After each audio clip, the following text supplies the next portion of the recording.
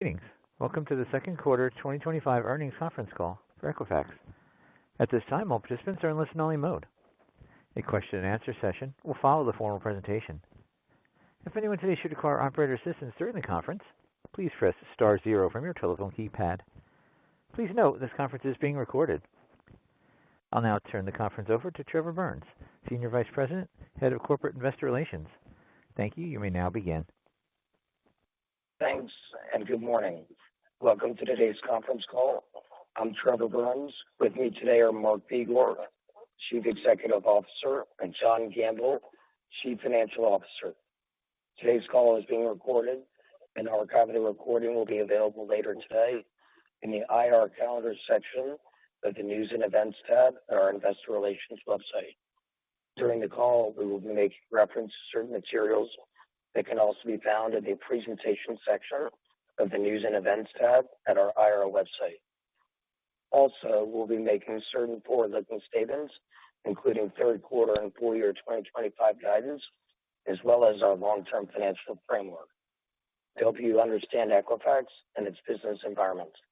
These statements involve a number of risks, uncertainties, and other factors that could cause actual results to differ materially from our expectations. Certain risk factors that may impact our business are set forth in our filings with the SEC, including our 2024 Form 10-K and subsequent filings. We will also be referring to certain non-GAAP financial measures, including adjusted EPS, adjusted EBITDA, and cash conversion, which will be adjusted for certain items that affect the comparability of our underlying operational performance. These non-GAAP measures are detailed in reconciliation tables, which are included with our earnings release and can be found in the Financial Results section of the Financial Info tab at our IR website. Now I'd like to turn it over to Mark. Thanks, Trevor. Turning to slide 4, Equifax had a very strong second quarter with revenue of $1.54 billion, up 8% in constant currency and 7% reported, nicely within our long-term framework and the highest ever quarterly revenue in Equifax's history. Revenue was $27 million above the midpoint of our April guidance, despite the weaker mortgage and hiring markets. The majority of the revenue outperformance was in U.S. mortgage, principally in USIS, from stronger pre-approval product growth and a slightly stronger market with hardened credit inquiries down about 8.5%, but better than our expectations of down 11%. Non-mortgage was solid in all BUs, with outperformance predominantly in workforce solutions, with stronger performance in government and consumer lending. USIS had another quarter of solid non-mortgage growth as they are operating in a post-cloud mode. FX negatively impacted revenue year to year by $6 million, or about 40 basis points compared to last year. However, the U.S. dollar weakened since we provided guidance in April, benefiting second quarter revenue by $9 million, or about 60 basis points relative to our April framework. Adjusted EPS of $2 a share was 10 cents above the midpoint of our April guidance range from operating leverage from stronger revenue growth and solid cost management, with an adjusted EBITDA margin of 32.5%. During the second quarter, EWS had a strong performance with revenue up 8%, led by verifier government and consumer lending, which were both up double digits, and mortgage that was up 9%. And EWS had a strong 10% record growth in the quarter. USIS also had a strong performance in the quarter with revenue up 9%. USIS is gaining momentum post-cloud transformation with non-mortgage revenue growth of over 4% and a vitality index of 10%, their strongest vitality ever, and in line with our long-term vitality goal across Equifax of 10%. USIS's stronger focus on innovation and new products like the Twin Indicator sets them up well for the second half and 2026. Mortgage revenue was up 20% in the quarter, reflecting expected benefits from annual price increases principally related to credit scores and stronger than expected growth in pre-approval products. In international, we saw broad-based 6% constant dollar revenue growth led by strength in Europe and Latin America. Revenue growth was slightly below our expectations due to overall economic weakness in Canada. The international team continues to deliver strong technology and product execution, completing customer migrations to our new cloud-based technology in the UK and Peru. We made strong progress in new products in the quarter with an overall vitality for Equifax of 14%, which was 400 basis points above our long-term framework. EFX.AI is powering our new solutions, leveraging our scale and unique Equifax data in our single data fabric. We have our new Twin Indicator mortgage credit solution in market and are on track to launch auto and P-loan products powered by Twin later in 2025, and these will combine credit, alternative data, and Twin income indicators into a single solution. Based on our strong first half NPI performance, we're increasing our vitality outlook for 2025 from 11% to 12%, which sets us up well for the second half and for 2026. And in the quarter, we repurchased $127 million in shares under our new $3 billion share repurchase program. The Equifax team is executing very well, leveraging our new cloud capabilities to drive NPIs and growth. Given the uncertainties in the economy, inflation, and tariffs, we're holding our full-year constant currency framework from April, even with the strong first half performance, but we are increasing our reported full-year revenue guidance by $35 million and adjusted EPS by 3 cents a share for the impact of FX. John will share more details on our third quarter and full-year guidance shortly. Turning to slide 5, Workforce Solutions revenue was up 8% in the quarter, driven by strong 10% verifier revenue growth. Government revenue grew 14% in the quarter and up 12 percentage points sequentially due to the ramp in SSA volumes and growth in state and agency penetration, Twin record growth, and pricing. The new SSA amendment, with an annual contract value of about $50 million, allows the Social Security Administration to continue ramping the use of a Twin solution that delivers monthly income and employment information for recertification of eligibility for individuals currently receiving disability benefits from the Social Security Administration. Talent Solutions revenue was up about 4% in the quarter and was consistent with our expectations. Overall U.S. hiring, and particularly white-collar hiring, continued to be relatively weak in the second quarter, with overall BLS data up only slightly in April and May compared to last year. Underlying talent employment verification revenue was up low double digits in the second quarter, driven by new records, new products, penetration, and pricing. This was partially offset by insights revenue related to criminal background screening that was below our expectations, principally related to share shifts between background screeners. Overall talent revenue showed strong growth sequentially from the first quarter.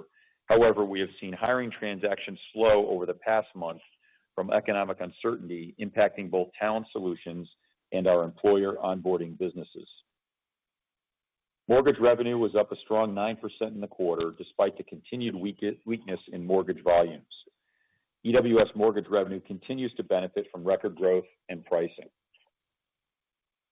Consumer lending revenue in EWS was up a very strong 19% in the quarter, with double-digit revenue growth in P-loans and card, as well as high single-digit revenue growth in auto from continued strong growth in records, new products, penetration, and pricing.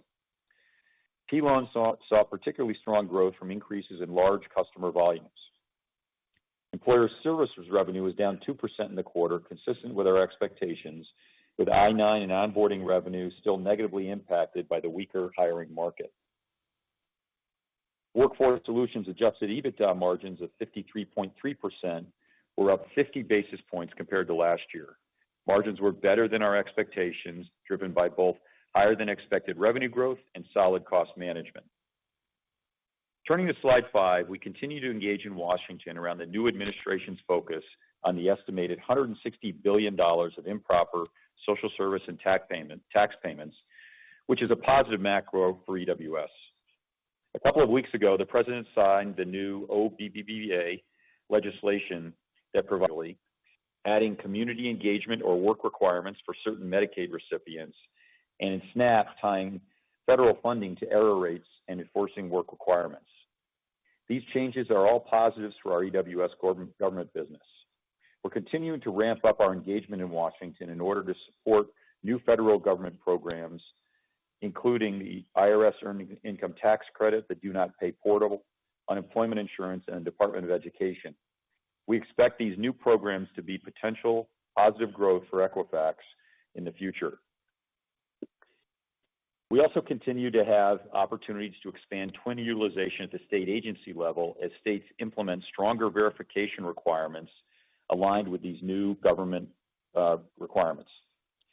This includes our new Workforce Solutions Integrated Complete Income solution that will support states' ability to validate income through the work number and validate other sources of income such as gig work, self-employed wages, and non-earned income through consumer permission bank transaction data. We're launching this new solution in the third quarter and are working with multiple states on evaluation and implementation.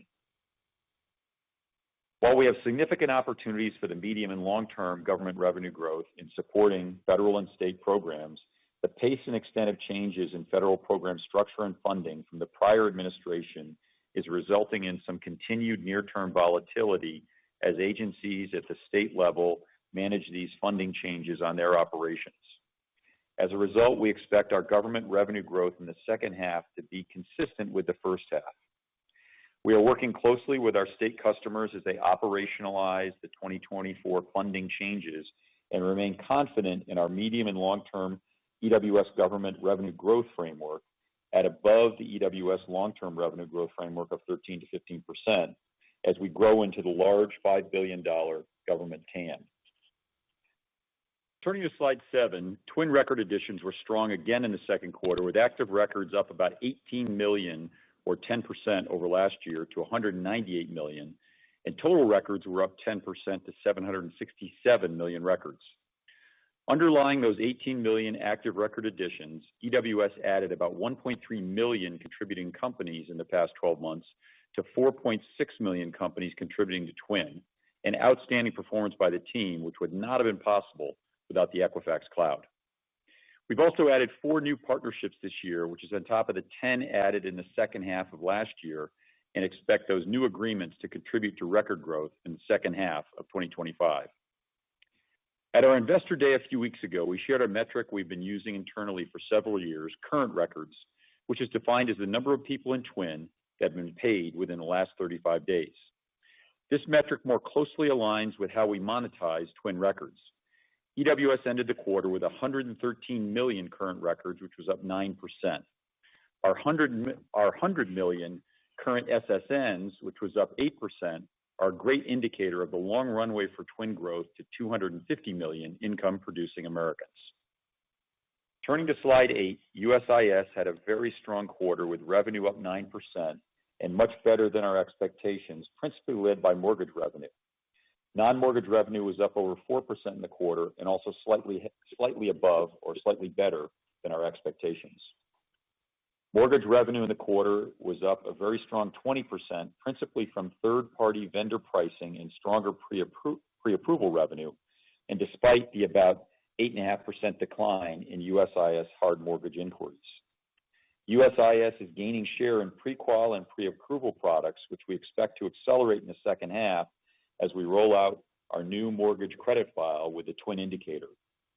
USIS has seen very strong interest in their new mortgage pre-approval and pre-qual solutions that include the TWIN income and employment information. We are supportive of the FHFA's recent announcement to support access to housing by maintaining the use of the Tri-Merge credit report. We are committed to helping expand consumers' access to credit and helping lenders mitigate risk through data-driven decision-making. We have a long history of collaborating and supporting mortgage industry initiatives and applaud the FHFA's recent decision. B2B non-mortgage revenue grew about 4% in the quarter as we continued to see a stable lending environment, although continuing at the levels below longer-term norms. We saw high single-digit growth in auto and low single-digit revenue growth in FI. All other B2B verticals in aggregate were up low single digits. Financial Marketing Services, our B2B offline business, was up 6% in the quarter, and we saw broad-based growth across all offline segments with strong double-digit revenue growth in pre-screen marketing. We have not seen an increase in portfolio review spending that would be indicative of increased risk management activity in a weaker economic environment.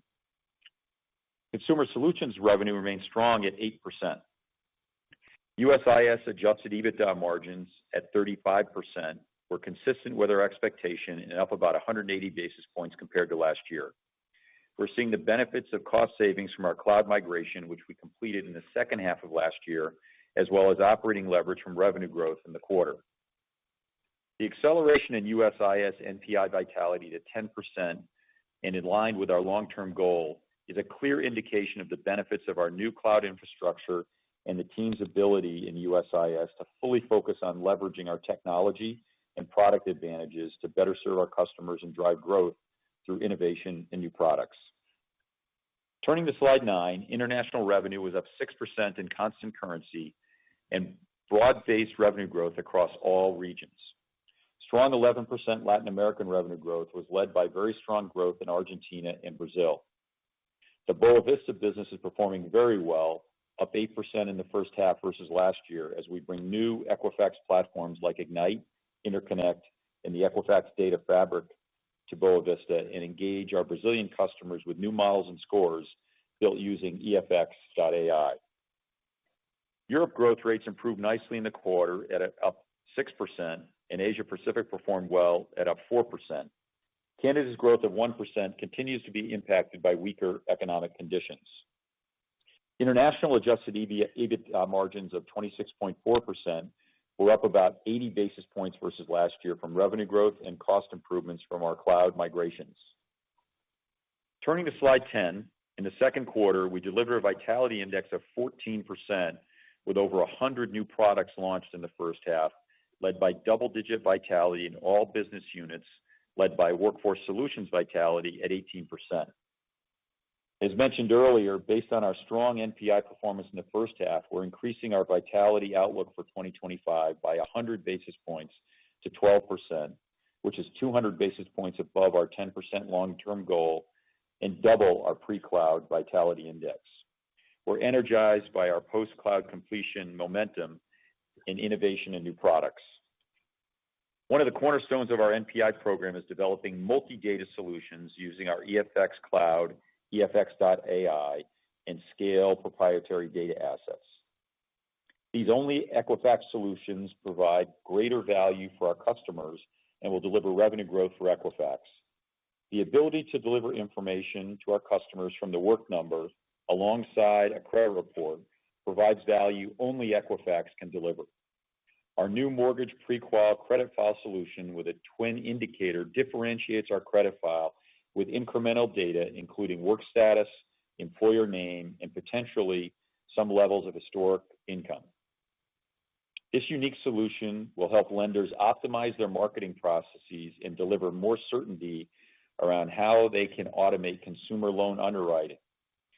We are seeing strong interest from the mortgage market as lenders begin to integrate the twin indicator into their workflows, and we expect to launch similar twin indicator solutions in auto and P-loan in the second half of this year. And as a reminder, we plan to deliver the twin indicator alongside our credit file at no incremental cost in order to differentiate our credit file and drive incremental growth and share gains. And now I'd like to turn over to John to provide more detail on our 2025 guidance and third quarter framework. Thanks, Mark. Turning to slide 11, as Mark referenced, hard mortgage credit inquiries were somewhat better in the second quarter than we had expected. However, they continued to decline year to year in the second quarter at down about 8.5%, and were down about 9% for the first half of 25. 30-year mortgage rates remained consistently above 6.7% during the quarter. Housing prices remain high, and inventories of available homes remain at low levels. These factors have kept both home purchase and refinance activity at historically low levels, with total hard credit inquiries down over 50% from 2015 to 19 averages. Based on run rates for mortgage hard credit inquiries over the latter part of the second quarter and continuing volatility in both mortgage rates and volumes, our mortgage hard credit inquiry expectation included in guidance for second half 25 is down over 13%, generally consistent with levels we shared in April. As we discussed last quarter, although current home mortgage activity is low, based on Equifax data, we believe there are almost 13 million 30-year mortgages issued since 2022 with an interest rate above 6% and about 9 million with an interest rate above 6.5%. This creates a growing pool of mortgages available to refinance when mortgage rates decline. As Mark indicated, we are holding our full year 2025 guidance shown on slide 12 on a constant currency basis to be unchanged from our April guidance. Even with our strong 2Q performance, there continues to be a heightened level of economic uncertainty, continuing to result in weaker levels of hiring, as well as uncertainty in the direction of interest rates and therefore mortgage volumes. We increased our guidance to reflect the impact of FX changes since April, increasing the midpoint of our reported revenue guidance by $35 million to about $6 billion, and adjusted EPS by 3 cents per share to $7.48 per share. Consistent with our April guidance, non-mortgage constant dollar revenue growth at the midpoint of guidance is expected to be about 6% and over 6% for mortgage due to stronger 2Q mortgage results. FX is about 30 basis points negative to revenue growth. At the business unit level, Workforce Solutions revenue growth in 2025 is expected to be about 5%, down from 7% in our April guidance. EWS delivered revenue growth of just over 5% in first half 25, and we expect second half 25 growth to be slightly below those levels. Second half verifier non-mortgage revenue growth is expected to be slightly below the 8% we saw in the first half of 25. Revenue growth in both talent and government in the second half are expected to be slightly below the levels we saw in the first half of 25 due to the weaker hiring trends and the near-term government volatility that Mark discussed. Second half 25 employer revenue should be down slightly year to year. EWS mortgage revenue, based on the slower run rates we have seen over the last several weeks and consistent with the market expectation for USIS hard credit inquiries, should show limited growth in second half 25 at a much slower pace than the about 6% we saw in the first half. EWS EBITDA margins in 2025 are expected to be about 51%, up 50 basis points from our April guidance despite the lower revenue guidance, reflecting strong cost management and to a lesser extent favorable mix. USIS revenue growth in 2025 is expected to be about 7%, much stronger than our April guidance.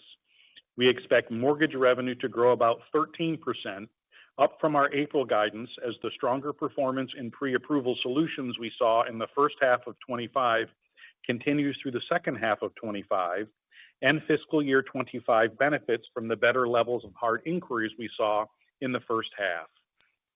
As I referenced earlier, our second half 25 mortgage hard inquiry expectation at down over 13% is generally consistent with the levels we shared in April. Reflecting this, mortgage revenue growth in the second half of 25 is expected to be about 10%, about 500 basis points weaker than we saw in the first half of 25.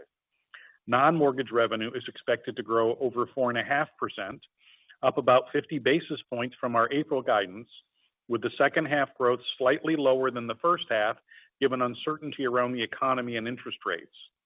USIS EBITDA margins are expected to be about 35.5%, up about 100 basis points year to year. We expect 2025 international constant currency revenue growth to remain about 7%, consistent with our April guidance. We expect second half revenue growth to be just over 7% compared to the 6.4% we delivered in the first half. We expect to see strengthening growth in Canada as they begin to benefit from cloud infrastructure, which they fully migrated to in the fourth quarter of last year, as well as improving growth trends in Europe and Asia Pacific. EBITDA margins are expected to be about 28.5%, up about 100 basis points from 2024. I also want to briefly discuss 2Q25 corporate expense, which at $152 million was about $7 million above the guidance we shared in April. This increase was principally driven by higher consumer litigation costs, which are generally related to resolving single plaintiff litigation cases and other litigation costs, as well as certain non-recurring costs. We expect higher levels of litigation costs will also impact 3Q and 4Q. As a result, we expect full-year corporate costs to be about $590 million, up from our April guidance. These higher corporate costs will be partially offset by lower interest and other expense and a lower tax rate of about 26.5%, down from 26.75% in our April guidance. The increase in corporate costs in 2025 versus 2024 is due to higher litigation costs, higher variable compensation, higher depreciation and amortization, and certain non-recurring costs incurred in 2025. Adjusted EBITDA margins are expected to be about flat versus 2024. This is down from our guidance in April, principally reflecting the impact of FX and the increase in corporate expenses related to litigation, partially offset by the increase in EWS margins. Slide 13 provides the details of our 3Q25 guidance. In 3Q25, we expect total Equifax revenue to be up over 5% on a constant dollar basis year to year at the midpoint, with minimal impact from FX. As a reminder, the third quarter has a very difficult comparison against 3Q24, which had 10% organic constant dollar revenue growth, one of our strongest quarters in the last couple of years, led by 19% verifier non-mortgage revenue growth. Adjusted EPS in 3Q25 is expected to be $1.87 to $1.97 per share, up over 3.5% versus 3Q24 at the midpoint. Equifax 3Q25 adjusted EBITDA margins are expected to be about 32.5% at the midpoint of our guidance, down slightly from 3Q24. Adjusted EBITDA margins at the BU level are up year to year, driven by solid margin increases in USIS and international. The increased BU margins are offset by higher corporate costs, principally the higher litigation I discussed earlier. Business unit performance in the third quarter is expected to be as follows. Workforce Solutions revenue growth is expected to be up over 3.5% year to year. Verification Services revenue growth is expected to be about 4.5%. Mortgage revenue is expected to be up about low single-digit percent, with the growth in records and pricing offset by the expected continued mortgage market decline. Verifier non-mortgage revenue is expected to be up over 5.5%, again against a very difficult comp. Talent revenue is expected to be up at levels consistent with or slightly above the second quarter year-to-year growth rates, reflecting continued weak overall U.S. hiring. Government revenue is expected to be up mid-single digits, reflecting the near-term headwinds Mark discussed earlier. EWS EBITDA margins are expected to be above 51% and down slightly year to year. USIS revenue is expected to be up about 7% year to year. Mortgage revenue is expected to be up about mid-teens percent, and non-mortgage revenue is expected to be up about 4%. Mortgage revenue growth is still being impacted by significant declines in USIS hard inquiries, which are being more than offset principally by third-party vendor pricing actions, as well as strengthening revenue in pre-approval and pre-qualification products. USIS adjusted EBITDA margins are expected to be up about 130 basis points year to year at about 35.25%, again reflecting the benefits from USIS decommissioned legacy systems and revenue growth. International revenue is expected to be up about 7% in constant currency. Adjusted EBITDA margins are expected to be up about 180 basis points year to year at about 29.5% in 3Q25. Our guidance assumes economic and market conditions do not change meaningfully from current levels. U.S. interest rates at levels also about consistent with current levels and reflects the uncertainty in global economies and U.S. interest rates both in direction and volatility. Turning to slide 14, in April we laid out our new capital allocation framework with a $3 billion share repurchase program and a 28% increase in our quarterly dividend to 50 cents per share. During the second quarter, we returned about $190 million to shareholders, purchasing about 480,000 shares for $127 million and paying dividends of $62 million. As we complete the Equifax Cloud, we are accelerating free cash flow while lowering the capital intensity of our business. 2Q25 free cash flow was solid at $239 million, up over $100 million from 2Q24, driven by increased income and lower capital spending.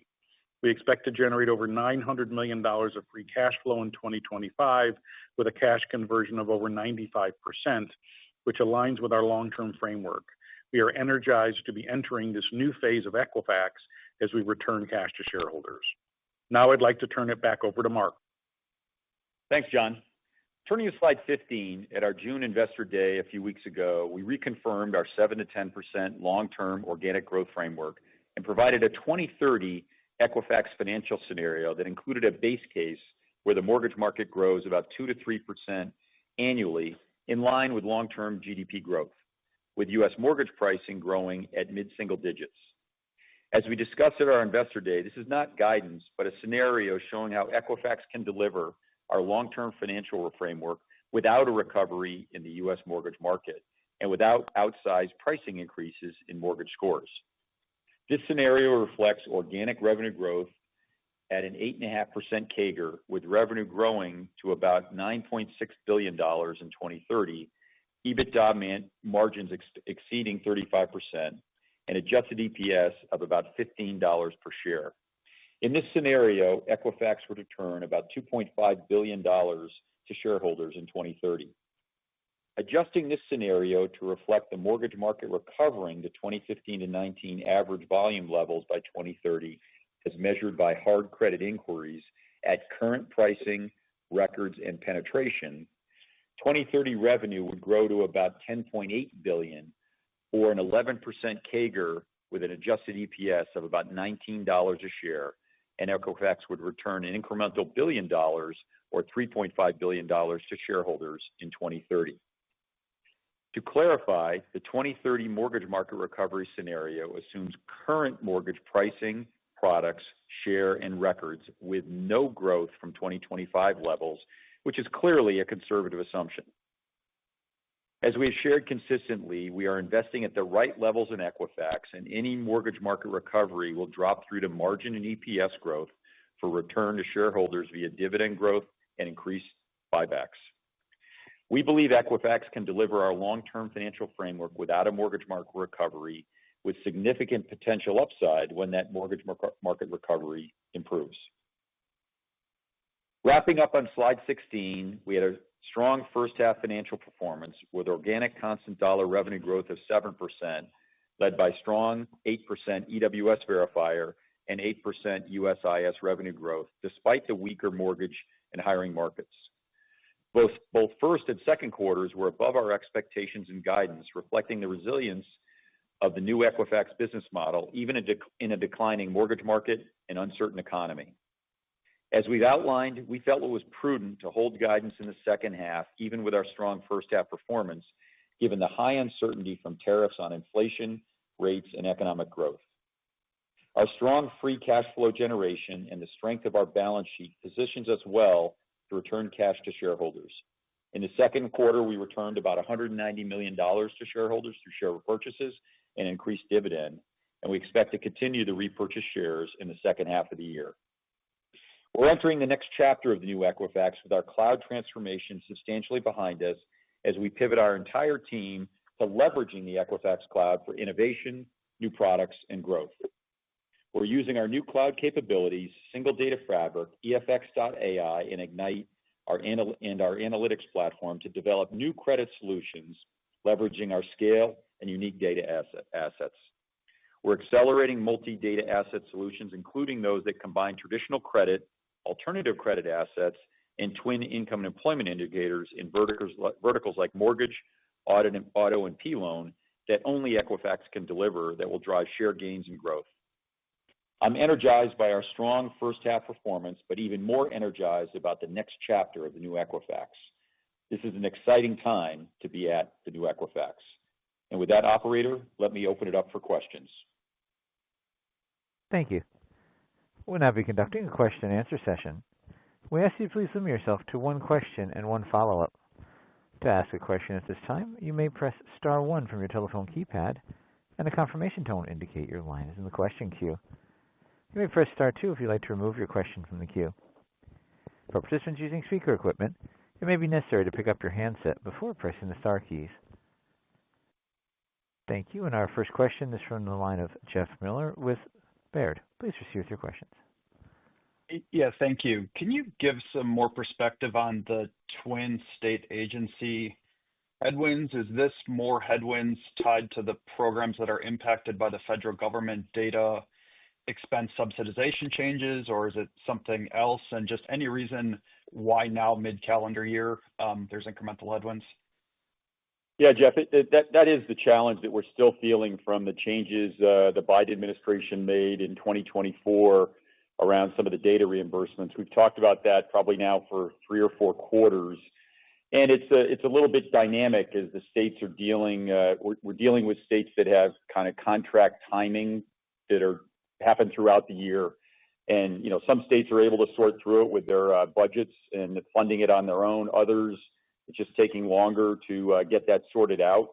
So that's some of the pressures we're seeing in that business in the very near term. We talked a bunch about kind of the momentum that we have. I would call it over the more medium term. For example, some of the waivers that were put in place by the prior administration are now expiring as we speak, meaning in the middle of 2025. That were done by the Biden administration, and they have to go back to the more stringent, requirements. So we're seeing momentum in commercial discussions there, which we hope will be fruitful in the second half. But obviously, those aren't contracted yet.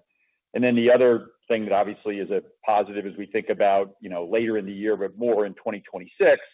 Is the new OBBBA bill that is in place and some of the changes that are taking place. We're already having extensive dialogues at the state level, around actions they've got to start putting in place when those requirements take hold later next year and into 2027, whether it's work requirements or the 6-month, 12-month redeterminations. And there are some states that are putting in work requirements already. Meaning in advance of that, which they're able to do because, as they're on the hook for some of those, social service payments.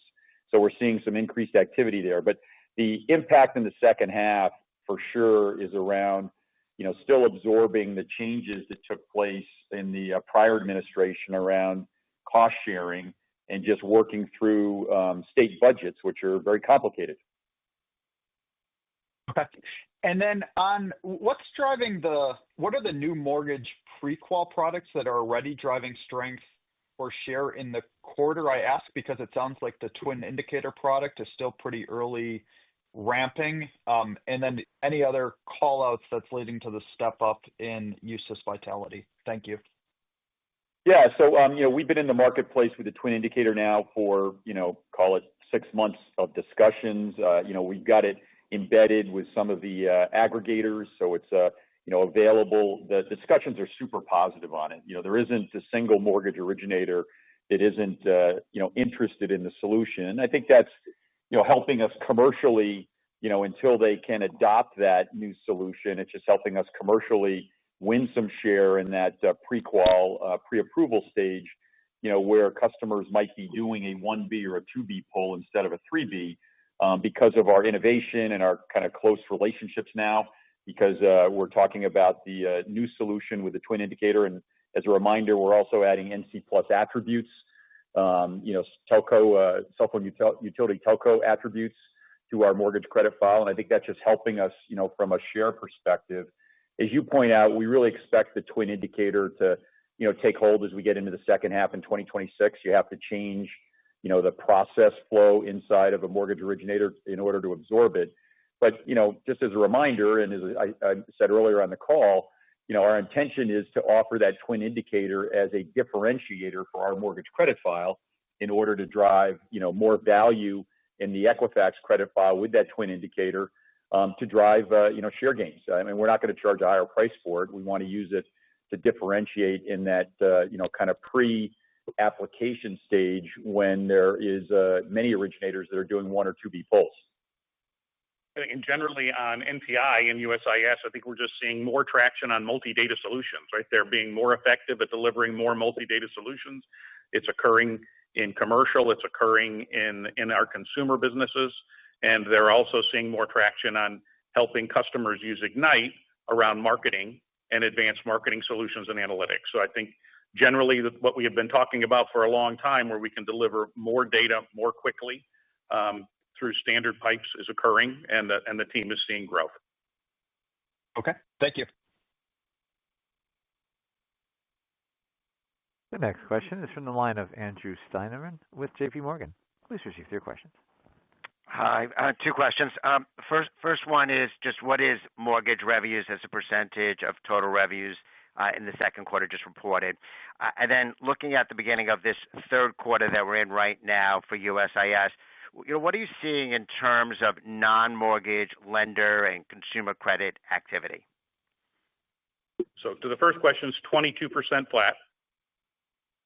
And in terms of non-mortgage, I think what we're seeing right now is it's continuing to be relatively good like we saw in June, right? Generally speaking, what we're seeing is auto has remained relatively strong and it's continuing to perform pretty well. I think FI strengthened a bit. We expect FI to be stronger in the third quarter, than we saw in the second quarter. Second quarter growth rate was down a little bit in FI, but that was simply a grow over. We have very good sequential performance in FI in the second quarter, and we're expecting to see nice growth in the third, right? And then broadly speaking, I think we're expecting the other businesses, which aren't as large, to also continue to perform relatively well with some improvements across commercial and some of our payment spaces. So generally speaking, I think we're expecting third quarter to look okay. Good. Thanks, John. Thank you. The next question is from the line of Manav Patnaik with Barclays. Please proceed with your questions. Hi. Thank you. Good morning. I just wanted to revisit the government business again. Maybe it's a question just more on, the visibility and assumptions there for the second half of the year. Because, in the last several years, I guess you have assumed the ramp in the second half and you've always had to lower it. But this time around, it felt like you had more visibility. So I was just wondering what exactly changed? Like, was there like a state that you had to cancel or had to step out because of budget reasons, or is this just a little bit of, all your different states? Yeah, it's not a single state, and it's really, I don't know if you heard the question earlier or that Jeff asked, but similar to that, it's a bit dynamic and it's quite challenging from what the changes that were made last year in the prior administration around the cost sharing between the federal government and the state government. And these are different contractual periods. When we get to that, end of the contractual period, we don't always know how a state's going to respond, what impacts they're going to have from a budget standpoint. I think you read enough to know that, most states are quite challenged around their budgets, meaning they're in deficit positions, so that creates an impact when they have to come up with additional dollars. And, we've solved that in lots of states. We're solving it in others. And, as we handicap our outlook in the second half, we thought it was prudent to, put handicaps, as far as where we think some of those discussions are going to land that are still in flux in the second half, in a way that, we thought was prudent, as we look forward. That we still see, lots of positives, but the timing of those of whether they're going to hit in the second half or, likely more in 2026, for example, the waivers that were in place, the COVID waivers that were extended by the Biden administration through the end of June, have all come off. That's created a lot of dialogues with states that now have to respond with more stringent income verification requirements. That's good news for EWS. So, we expect that to be a positive, but, when those come in, when they have budget dollars, because they have to pay for more of it, we handicap that in there. And as I mentioned earlier, the new changes in Washington, are really strengthening the verification requirements, at application, and then strengthening the redetermination requirements, meaning every 6 months, and then adding the work requirement. Those are all going to be positives, which we're in dialogue on all three of those, at the state level, as far as implementation, principally in 26, but that's why, we still have a lot of confidence, in the growth in this vertical as we go into 26 and beyond, and particularly in this current administration's focus around the $160 billion of improper payments. We're just dealing with, kind of the aftermath of what was done in the prior administration. So we got to work through that in the second half. Okay. And then, just on the talent segment, on the criminal data, I think you mentioned something around share shifts between background screeners. I was hoping you could just elaborate on that, and also, what the alternative is to APRIS, I guess. Yeah. So we deliver court records, right? And the alternative is to get court records through another source. One of the customers that we have a large relationship with happened to lose one of their large customers, and they went to someone else where that background screener doesn't happen to use Equifax for court records. And that's all it was. So it's a revenue impact, but it's not really a material operating profit impact. Obviously, obtaining court records directly from a court, this is the more manual process, is something that is relatively low margin for us. It's a business that we certainly want to grow, but it's not a strategic business for us, and it's one that we'll continue to invest in, but not one that we consider as important as Twin, for example. And just remember, on the Appriss Insights business, the core business we have is the data set we have on all incarceration records that are used as that indicator. It's the first stop in a background check, and that's one where we have a very strong business, and we continue to grow that. As John pointed out, the second step that takes place when you find out someone has been historically incarcerated is there's a verification of that actual court record. We do some of that. Some background screeners do that on their own. There are some other competitors that only do that step of the process. And as John pointed out, that's a lower margin. In many cases, it's actually a manual operation. In some cases, it's digital. Some states have a digital portal to get those court records where you pay for them. But many states, in many courts, you actually have to send in what's called a court runner to actually go in and pull the document. So that's a lower margin business, and we just saw a little bit of change there. Okay, thank you. The next questions are from the line of Toni Kaplan with Morgan Stanley. Please proceed with your questions. Thanks so much. I was hoping you could talk about VantageScore and what you're expecting in terms of price competition in the mortgage market. Are you expecting VantageScore to be priced at a level that could lead to share gains versus FICO? Thanks. Yeah, I think it's early, Tony, on that whole point. As I said earlier in my comments, we're very pleased with the Director Pulte's support of Tri-Merge because we think that provides access to credit, and I think it's the right approach, to have really strong underwriting because of the differences between the three credit files. How the Vantage or FICO is going to unfold is certainly going to take time. That's a kind of a complex change for the industry. It's one that will certainly take time. As you know, we have access to the VantageScore, as do TU and Experian, as a part of our joint venture. That's a score that we have full access to, meaning we don't have any COGS when we use that. So we'll certainly work with our customers around that as an option, and I think those conversations, while very new, will unfold as we go through the second half of the year. Perfect. And wanted to ask also, John, about the EBITDA margin. Raised your revenue but lowered EBITDA a touch on the margin side. Is that from investing, or is there a mix element there? Just wanted to hear all the drivers. Thanks. Sure. So for full year margin, for full year guidance, again, the increase in guidance was really principally related to FX, right? So revenue went up about $35 million and EPS about 3 cents a share. So I think the reason why our EBITDA margins fell a bit, one is just FX is generally positive. FX is obviously very beneficial to our revenue, but it's a little dilutive to our margins based on the numbers that I just shared.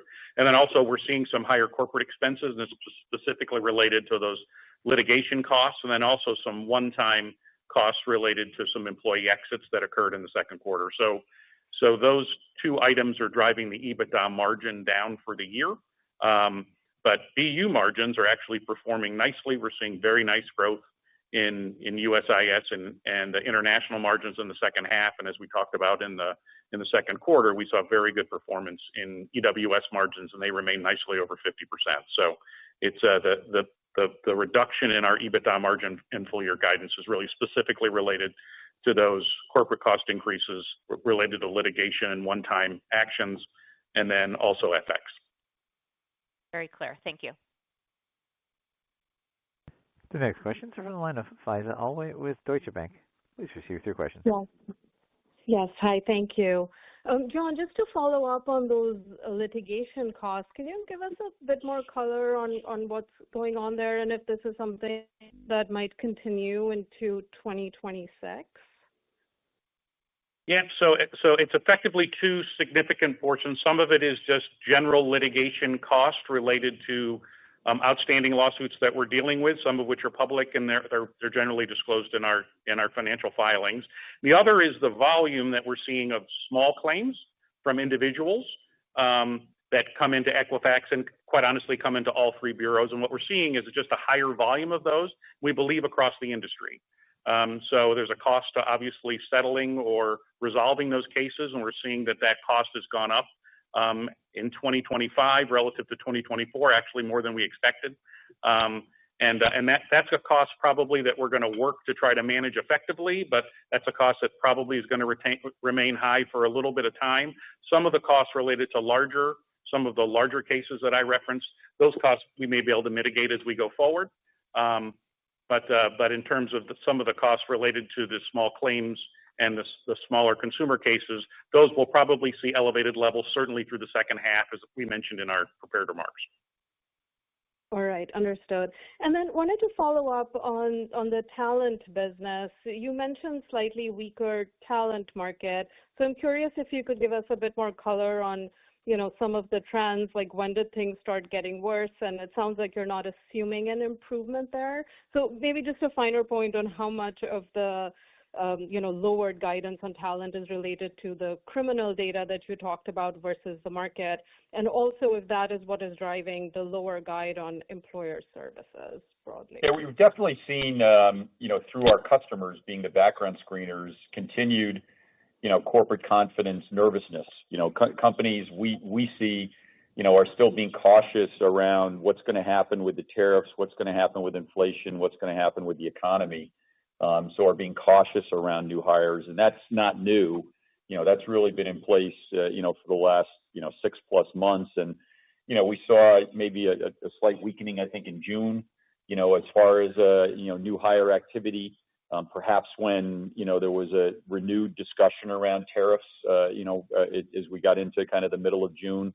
My personal view is that corporate confidence, is going to continue to be shaky, until there's some clarity on, a path towards closure of the tariff issue, because of its broad, ranging impact. You saw this morning, General Motors announcement and Stellantis, the Jeep manufacturer, having huge impacts, from tariffs on a financial standpoint.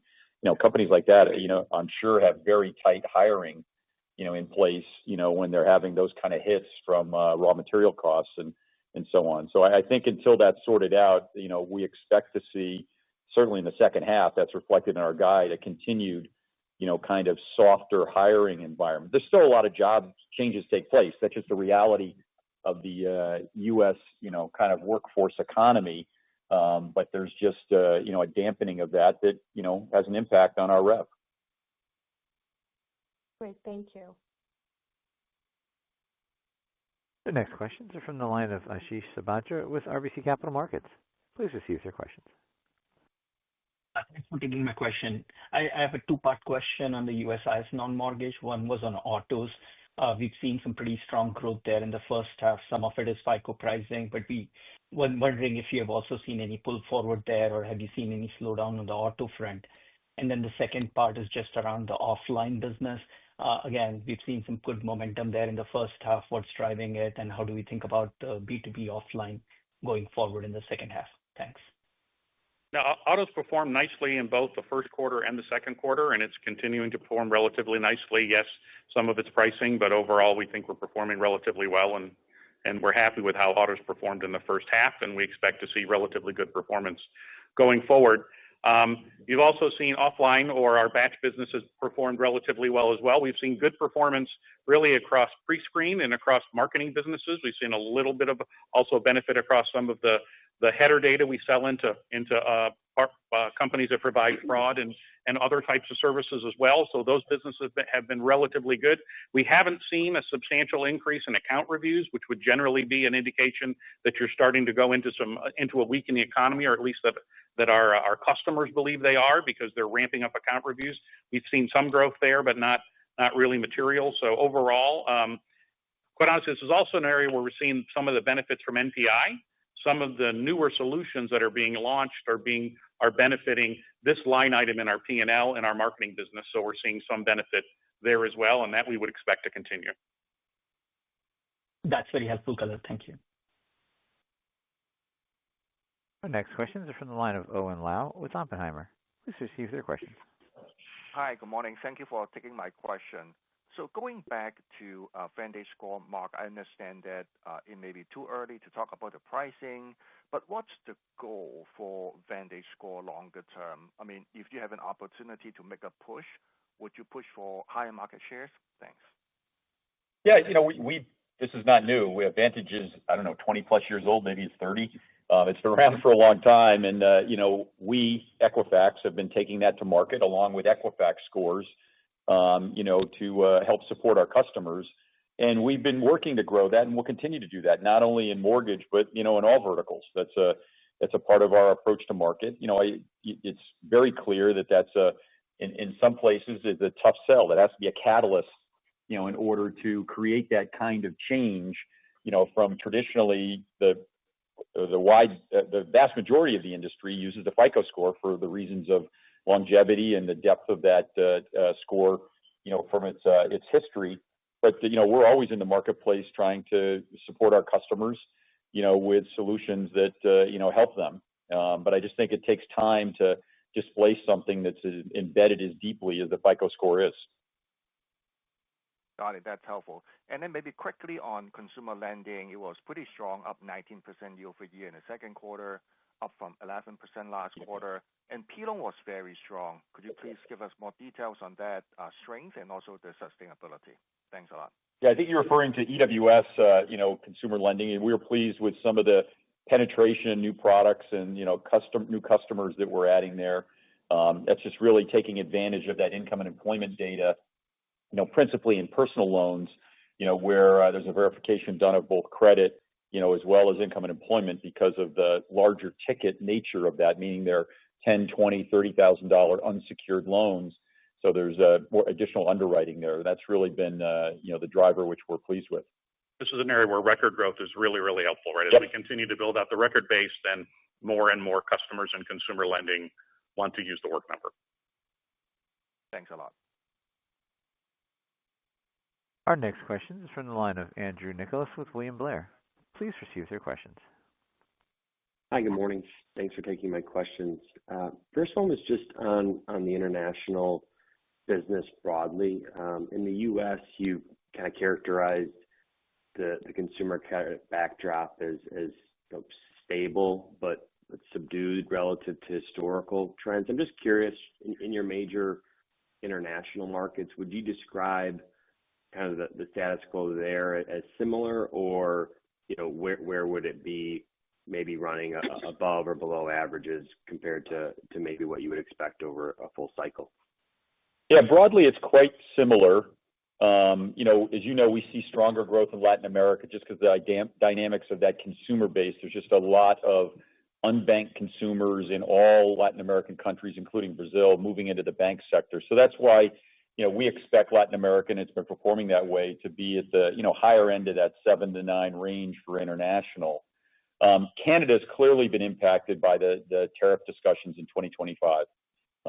We've seen, a slowdown in consumer confidence up there, in really, quite meaningful. We were only up 1% in the quarter, which was clearly below our expectations. And, we expect that to continue, I guess, because of maybe it's the neighborly rhetoric, but the rhetoric is so much stronger up there around the Trump tariffs and perhaps, is more uncertain in that market. It clearly has had an impact economically, meaning less consumers buying cars, less consumers, taking out a new credit card, just being, kind of conservative in this uncertain time frame. If you go around the rest of the globe into, like Australia, which is a big market for us, UK, Spain, normal, kind of there's nothing different that we would see there, as far as, what's impacting from an economic activity or consumer and corporate confidence. Very helpful. Thank you. And then for my follow-up, just on the guidance broadly, obviously 2 really strong quarters to start the year, above guidance on both of those. Your decision to kind of maintain the full year guide, I'm just curious, how much of that would you characterize as conservatism versus, the macro deterioration maybe you've seen a little bit in talent or delays in the government business? If there's a way to kind of frame the different factors and what ultimately led you to maintain the full year guide. Yeah, I'll take a shot at that, and John could jump in. When you think about macros, clearly the mortgage market is defined by us by hard inquiries was better than we expected in the second quarter, but that declined as we exited June and came into July. So we've got back down to that, kind of negative 12%, mortgage market is we're running today. So that's what we guided out for the second half. So that's clearly an impact. The hiring market, has been weaker than, we expected kind of going through the year. So that's clearly had an impact that we carried through in the second half. We talked about, some of the state issues we're working through due to the prior administration's funding changes. So there's an element to that. And then I think broadly, there's enough uncertainty with what's happening with tariffs. I think the whole tariff narrative in Washington spooled up again, kind of in late June and into July. And, it's more topical now and it's unresolved. And it just feels quite uncertain. We've seen the impact on the 10-year, we've seen the impact on mortgage rates, and then, you see consumer confidence, which a few months ago was very weak. Now it's a little bit better. But, we don't have a new read on, how consumers feel about this latest tariff discussion. To me, the big variable is, when are corporations in the United States and around the globe going to have some clarity, around what the new tariff game is. And I think until that happens, there's going to be enough uncertainty that we wanted to be prudent. We wanted to be balanced. You used the word conservative. I don't know if I'd necessarily use that. I'd use the term balanced, but our intention was to be balanced in our guidance for the second half, given the uncertainty that we've seen.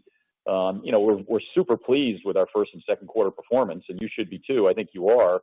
And hopefully, you appreciate that we're intending to provide guidance that is balanced around everything we know and, factoring in enough of the uncertainties, which I just rattled on about, that, are still out there that are unresolved, principally in my eyes, in our eyes, around, what's going to happen with tariffs, how that's going to impact interest rates, how that's going to impact the economy, in the second half. We want to be balanced on that. The only thing I'd add is it's uncertainty and it's also volatility. We've seen lots of meaningful movements in the level of mortgage activity, even within a quarter, right? We saw increases in mortgage activity early in the quarter and then substantial decreases and lots of movement as we went through periods.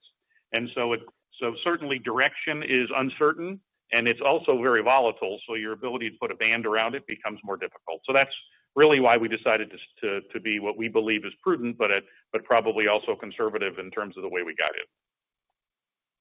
Thanks, Mark. Thanks, John. Our next questions are from the line of Surinder Thind with Jefferies. Please proceed with your questions. Thank you. I'd like to start with the talent business and just kind of the big picture overall here. As you think about just hiring trends and generally how they've consistently been weaker for some time now, are there secular considerations here as we kind of, the narrative of AI continues to kind of take hold and in terms of hiring plans and especially within the white collar environment? How have you taken that into consideration as you think about the big picture here? I think everything you just talked about is right. It starts with, when corporations are nervous around the future, they tighten their belts. And the first place they tighten their belts is on hiring. They leave jobs open longer and, they take time to fill them or they, do hiring freezes. So I think there's clearly an element to that going on. I think your point on AI is also right on. I'm not sure there's a lot of near-term impact from AI on, certainly white-collar jobs, or even, blue-collar jobs. But, we know what we're doing inside of Equifax. We're going to be more productive through operational AI going forward. And that's, clearly a big effort of ours internally. And I think every company is doing that. And I think over time, you think over the long term, I think that's a macro that will result in, less hiring, going forward, meaning less jobs, and again, you describe long term. Is it 5 years? Is it 3 years? But directionally, that's clearly going to take place. And, I'm sure there's some companies out there that are keeping a tight belt around bringing new people in until they see what kind of traction they're getting out of AI, that's going to improve operational efficiency. So I think all of the above, but I would just caution all of us that there's a lot of churn in the U.S. Workforce. You think about there's still 70 million plus people a year changing jobs, both in blue and white collar. So there's a lot of churn. That ain't going to go away. Is it going to be dampened? Sure. But is it still, a massive amount of change takes place that, our customers are in the middle of, meaning the background screeners, and, we're, going to be providing data for, it's not going to go away. Currently, right now, what we're seeing in our own data is that the level of churn is just down, right? So your leaving and hiring is down, right? People are staying in roles longer, and hiring is also down. So the longer term trend, as Mark described, is one we're watching closely. But currently, it appears, given the uncertainty in the economy, people aren't leaving jobs either. So churn is just way down. That's helpful. And then just as a follow-up, just regarding all of the headlines and the news around the FHFA, when we actually think about the timeline for implementation of what the FHFA would like with the introduction of VantageScore 4 followed by FICO 10T, any color that you can provide that would help us understand what a timeline might look like and from a complexity perspective, meaning that assuming the FHFA goes ahead and, we get the infrastructure in place from their perspective to be able to accept VantageScore 4, then the lenders come in and they got to update everything in their systems. So what is a realistic timeline, or how should we think about when you guys might realistically be able to start selling, or the bank start incorporating VantageScore into the originations process? Yeah, I think it's still early to give any kind of a concrete timeline, except to say it's as you pointed out, it's super complex. There's a lot of different.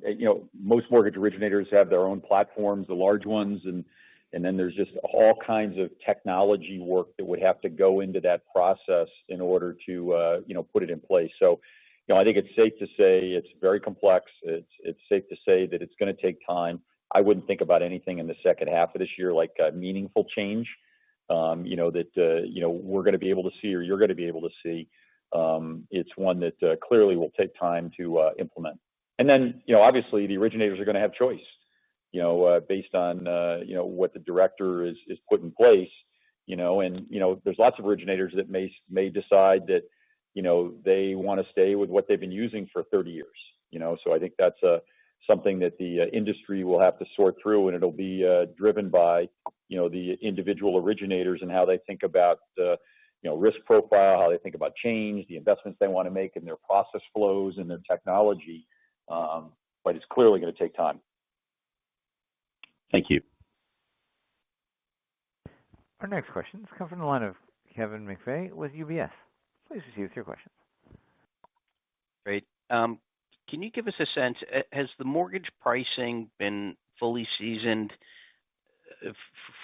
so far, and what is the pricing dynamic across the rest of the business? So what's pricing contributing to kind of the overall revenue embedded in the guidance?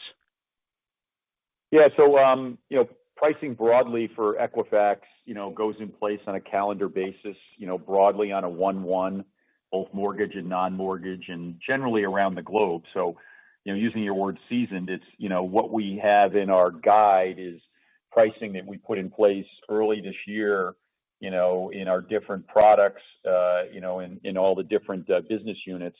So when we talk about the impact of price in like second quarter, it's versus second quarter last year, and the vast majority, meaning most of our businesses, had some level of price increase on 1/1. So that's clearly in place. I think, as because of the credit pricing in mortgage, the credit score pricing, that is one where there's been a larger price increase this year, also last year. So in USIS mortgage, you've seen that, in our results, there's a big impact, from that pass through of the credit score pricing. So that's embedded in our guide for the year, and we have real visibility, around that. And then our non-mortgage pricing is typically much lower than what you see in that pass through of the credit score. in mortgage, and then EWS has their own pricing algorithms or structures that they put in place on 1/1, and those are embedded in our outlook and guide for 2025. Great. Thank you. The next questions are from the line of Kyle Peterson with Needham & Company. Please proceed with your questions. Hi, this is Brandon Barron on for Kyle. Thanks for taking my question. Just one for me. I'm just wondering if you can dig in on the international growth in the quarter and the rest of the year, particularly in LATAM and Europe cloud adoption and new products, and maybe how margins should shape up for that side of the business in the back half of the year. Thank you. Yeah, we're pleased with the international performance. I talked about Canada. Canada's obviously lagging because of the economic situation up there from the concerns around tariffs. We expect that to be better in the second half with some new product rollouts and some share gains we think we're going to land in the second half in Canada. And broadly, we expect the second half to be similar to the first half for international as far as revenue performance. I talked earlier on some of the Q&A around some of the regions like LATAM and Brazil and Boa Vista that are performing at the higher end of our kind of outlook because of the dynamics in those markets. We're really pleased with our progress in Brazil and Boa Vista, which we acquired now 2 years ago, performing very, very well, and we're adding our new solutions on Interconnect, Ignite, identity products down there that we think will enhance our competitiveness versus Experience Serasa. So we're pleased with how that's performing. Latin America is performing well. We still have cloud completion work to do in international, as you know, that North America is done, U.S. and Canada, and some of that's in Latin America. So we expect some incremental, it's in our guide, but incremental cloud cost savings in the second half as we complete some of the cloud migrations in 25, and there'll be a tail of international cloud completions in 26, principally in Australia. I don't know, would you add anything else, John? On just international NPI tends to be very high, so they deliver a lot of new products. I think as we guided, right, we expect something around 7% for the year, so a little better than 7% in the second half. You asked about margins. I think we gave guidance on margins. We expect to see nicely increasing margins in the third quarter and nicely increasing margins for the full year. So as international completes cloud migration, they're also being very diligent on costs, and as they're growing, obviously that flows through at a very high variable rate. So they've delivered nice margin growth, and we expect them to continue to deliver nice margin growth in the rest of the year. Okay, great. Thank you, guys. Thank you. The next question is from the line of Arthur Truslove with Citi. Please proceed with your questions. Thank you very much, and thanks very much for my question. I guess one for me, really. I'm just wondering how you think about the kind of midterm outlook for FICO pricing. Obviously, mortgage revenues have significantly exceeded volumes in USIS, and a decent chunk of that is clearly as a result of FICO. Obviously, as you say, the FHFA boss has been talking about this. What do you think FICO will price as we look forward, and what sort of impact do you think that's going to have on your growth rates? Thank you. Yeah, I think with regards to FICO pricing, you should call FICO or join their earnings call, which I think is next week, and see what Will has to say about that.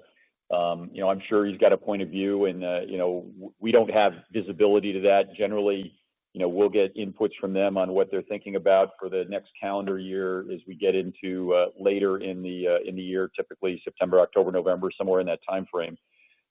We clearly had a positive impact from that pass through in 24 and 25.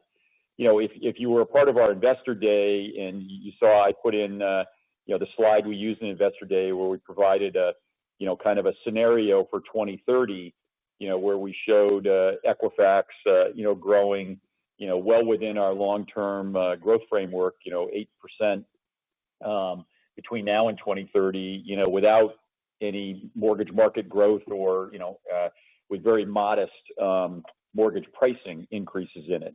So we're not counting on that to deliver our long-term framework kind of substantial mortgage pricing pass-through, we believe we have, in the mortgage business and in our, broader non-mortgage business, which is the bulk of Equifax, lots of levers for growth to deliver, a very strong framework, going forward. And as we think about, the kind of medium longer term, we've got a lot of confidence in our ability to, grow the business, going forward, without that kind of pass-through. Brilliant. Thank you. Our next questions are from the line of Kelsey Zhu with Autonomous Research. Please proceed with your questions. Hi, good morning. Thanks for taking my question. I have two questions on the government vertical. So the first one being, we saw that you recently won an RFP with the state of Maine as part of your contract renewal. And judging from the cost proposal, it looks like the contract value saw significant improvements from, I think it was $1 to $2 million in a couple of years ago, and the proposal would suggest $9 million a year with the recent renewal. So just curious to hear your perspective on, what's driving the significant growth there.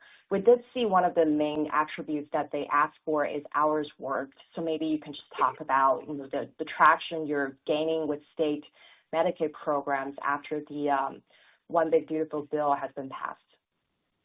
Well, first, I would say super impressive to have that level of detail on one of our contracts in Maine. And you actually got John and I both beat on any details on that contract. As you know, we've got, contracts with many of the states, but there's many states where we don't. And typically the contracts are with specific agencies in the states, as opposed to, the state itself.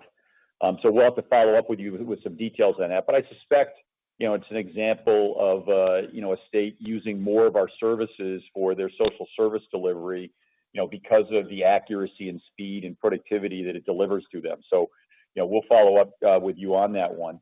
Broadly, we're not seeing any impact now in our revenue around the changes that were made in the bill that was signed, around July 4th by President Trump, that included a lot of the work requirements, as you pointed out, the 6-month redeterminations, and some of the more stringent income verifications. As I commented earlier, we are having conversations now with states about their implementation of that, but it's not going to happen until, in my view, later this year, or probably, more accurately in 2026. But that planning has started. It's not going to show up in the revenue, but it gives us a whole bunch of confidence as we think about, 26, 27, 28. There's a lot of positive macros in government for us at the federal and state level. You didn't ask about it, but we commented in our comments on it. There's also a number of federal programs which we're spending time in Washington, quite strongly, that are good, would be net new programs for us, like with IRS and Earned Income Tax Credit. We think there's an opportunity for them to use our data, to verify eligibility, and the IRS identifies $16 billion a year of fraud from those payments that we think we could help mitigate. The Do Not Pay portal is something that we're working to get Twin embedded in that, which would also be a new program. There's relationships with Department of Labor, Department of Education, and SSA of kind of new programs that we think would help in that $160 billion of improper payments, and so a lot of focus there. Those will likely not impact the second half, but as we are hopeful and we're focused on making progress there, those will be positive for us in 26 and beyond. So big focus on government, both at the state and federal level, given the current administration's heavy focus on that $160 billion of improper payments. Got it. Super helpful. And just more broadly, Mark, I was wondering if you can help us think through the OBBA's impact on EWS. Because on the positive side, you've highlighted some of these drivers, the working hours requirement, the double redetermination, will obviously all present tailwinds for Equifax. But then on the flip side, there's some studies that would suggest that something like 8 million fewer people will be able to prove that they're eligible for Medicaid enrollment, as an example, which could present a headwind to EWS. So just curious to hear your perspective on all of this. Yeah, I think you point out with the increased redeterminations, with the work requirements, the increased income verification requirements, that'll likely mean there's less people that are receiving the services, and is the intention is that you're not receiving services if you don't deserve them, meaning you don't qualify. So I think that's the intent. But we think about the tailwinds as being way overwhelming that impact. Because remember, we characterize, and I think you support it, a $5 billion TAM, if our services were used fully at the state and federal level, for all social service delivery. And we think we have, the right solution in order to deliver social services to those that qualify for it in a very accurate way. And against that 5 billion, our revenue is, roughly 800 million. So the tailwinds to go into that, 4 billion plus of market opportunity for us are just massive. I've only been at Equifax for 7 years and change, but you can go back, multiple administrations. There's never been a focus around eligibility accuracy, and never been a focus on what improper payments. You can go back to 4, 5, 6 administrations, then even Trump 1.0. There's just a real focus around getting social services to people that qualify and deserve it because they need it, but those that no longer qualify not receiving it. And we shared before the income demographics of individuals receiving social services are very dynamic. The individuals have life challenges where maybe they're not working and qualify for social services and should get them, but then a few months later they may work out their life challenges and be back working again and perhaps no longer qualify. That's what drives those improper payments. So the use of our data, which is every pay period and is so broad based now with the expansion of the network we have of 4.6 million companies and 197 million active records. We just have so much coverage that we're very optimistic around the future of our government business. And I think we've said it in Investor Day, and we've said it consistently. We believe government will be our fastest growing vertical across all of Equifax for as long as I can see. Obviously, we're working through some transitions from the prior administration in 2025, but we like the macro a lot around government, and we're pouring more resources into it. Product resources, product capabilities. I think you heard on Investor Day, we're rolling out our new total income solution, in the third quarter. It's going to expand and be integrated with our twin solution to really add consumer consented bank transaction data, around gig income. That'll just provide an even more complete picture on that applicant that will help them get the services quickly, but also help identify the improper payments. So we're pretty bullish around government going forward. Thanks so much. Appreciate this. The next question is from the line of Scott Wurtzel with Wolfe Research. Please proceed with your questions. Hey, good morning, guys. Just one from me. Going back to the margin guidance, specifically on USIS. You raised your revenue growth guidance, but kept the margin guidance pretty flat, or maintained it for the year. Just wondering what the dynamics are that are driving that. Thanks. Sure. So I think, again, as a reminder, their margins are increasing very nicely year on year. So I think they're delivering very, very good margin performance. Some of the outperformance, what you're seeing, is in mortgage, right? Because we took up the mortgage revenue guidance more than the non-mortgage revenue guidance. Mortgage has a lower margin profile because of the FICO costs and then the tri-merge costs that are embedded in there. So you end up with a little bit of negative mix. And then also, obviously, they're continuing to invest aggressively to drive NPI faster. So we think they're going to be able to deliver that. They're going to deliver better revenue performance, hold the margins, and then put themselves in a very good position to continue that growth as we get into 26 as they invest in new products. Great. Thanks, guys. The next questions come from the line of George Tong with Goldman Sachs.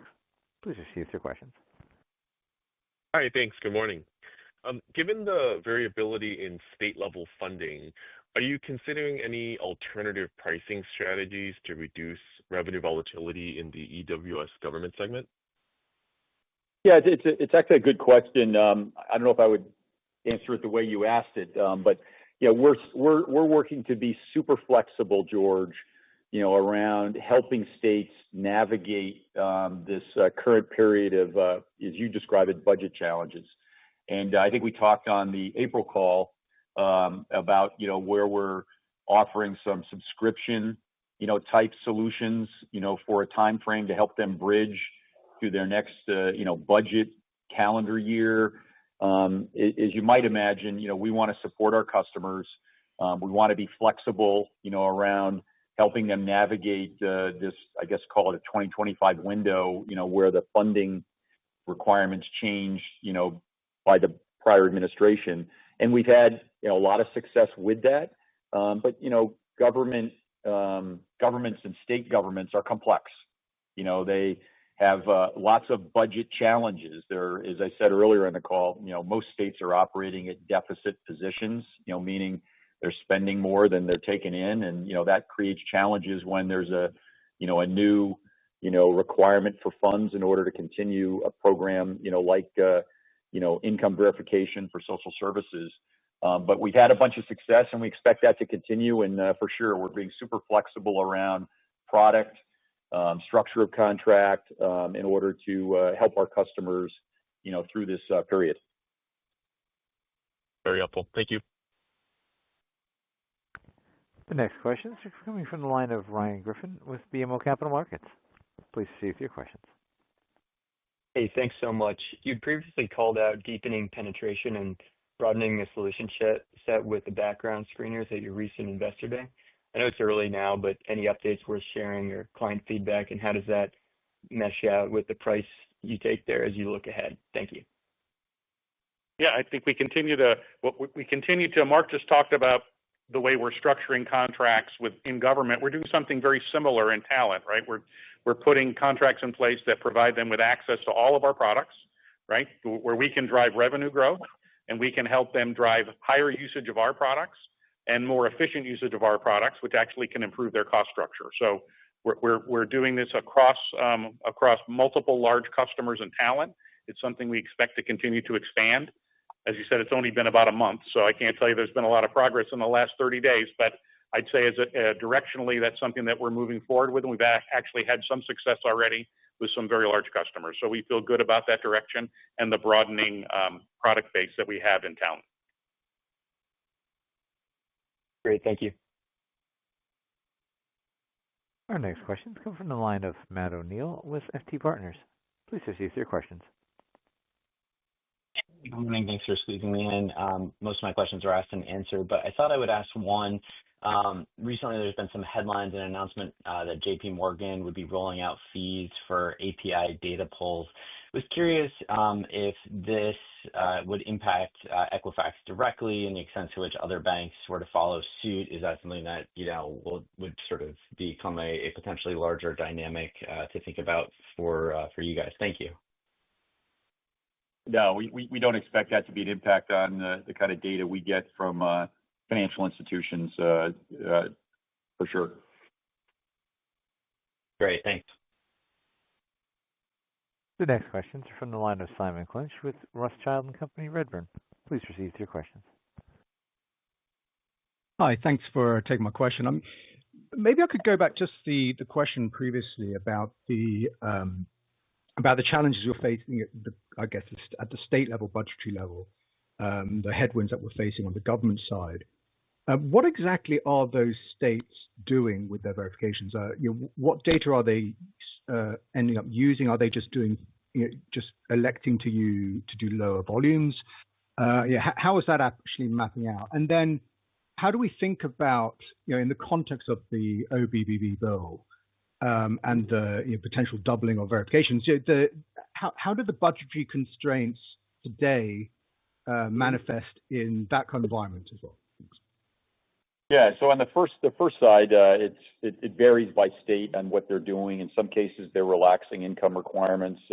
They're using state wage data that they get on a lag basis, and it's not as complete as certainly the twin data.